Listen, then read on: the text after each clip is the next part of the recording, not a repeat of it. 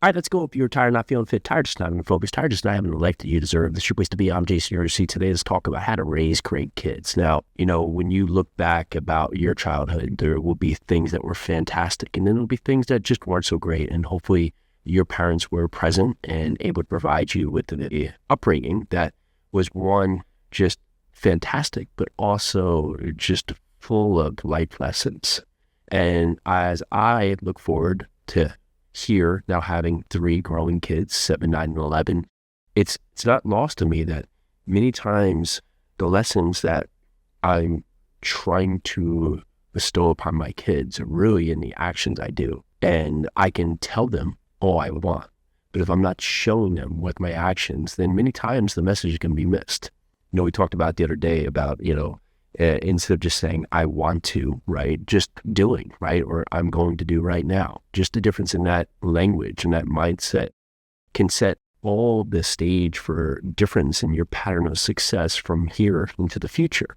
Yet many times I see parents telling their kids what they should do, how they should do, why they should do it, yet they're not living that message themselves. And for myself and Keely, my wife, it's important for us to live a healthy life, to do as we say we're going to do, to have God within our life, to put our kids in a school that puts forward a message that we are behind, that we fully are engaged with. Many times I see schools a way for parents to just get a break, just get their kids out of the house, or just to get their kids off, but yet they don't know what's happening within the walls of the school for which the kids are getting the lion's share of their education. Because as we get home and we get to the end of the day and they get into sports and they get into activities, they get everything else, then we rush to dinner and then we get to the bed, right? And we get to the next day, right? For 8 or 9 months of the year, our kids are getting their lesson from someone else. As you look upon that, what's actually happening in the walls of that school. Do you know the messages? Are you engaged, right? Are you getting a daily debrief from your kids each and every day? And I don't mean how was school. Tell me something great about school today, something that really was a lesson what was something that you didn't think was great today, or something that wasn't fantastic about school? What were these things that, would you talk about with your friends at lunch? What are these messages that you're getting back from your kids? Because if you're not talking to them now, it's not going to get easier to talk to them in the future. And for us, we want our kids to know that they come to us with anything, even when the message is the toughest. But we have to hold the line in how we show up and how we present ourselves and how we act and how we put forward our best self.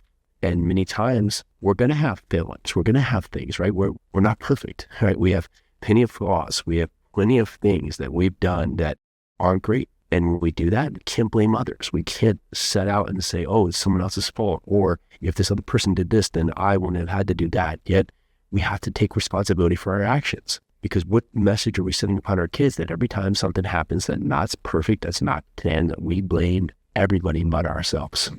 There's nothing more important than putting the spotlight back on yourself so you can understand when things happen that are challenging, that are difficult, that are not to plan, that you can face it first. You can stand up and you can say, I understand this wasn't great, but I'm not going to let this set the story for my life. I'm going to change it. How can you help your kids the most?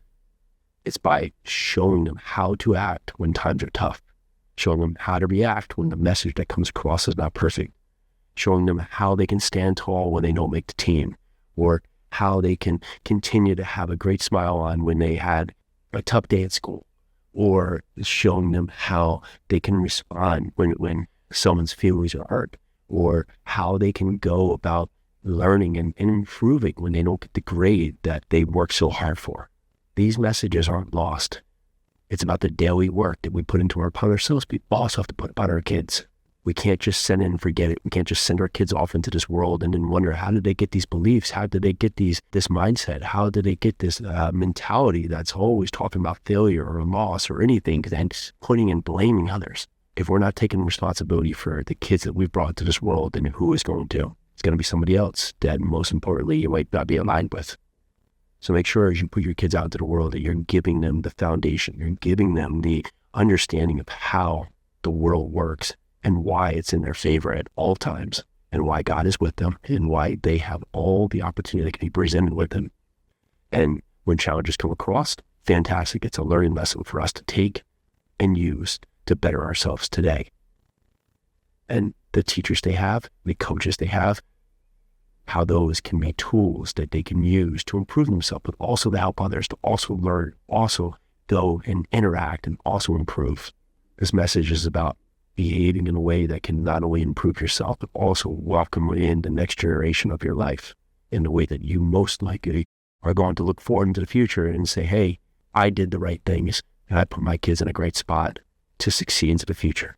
I can't dictate what my kids will choose to do into the future.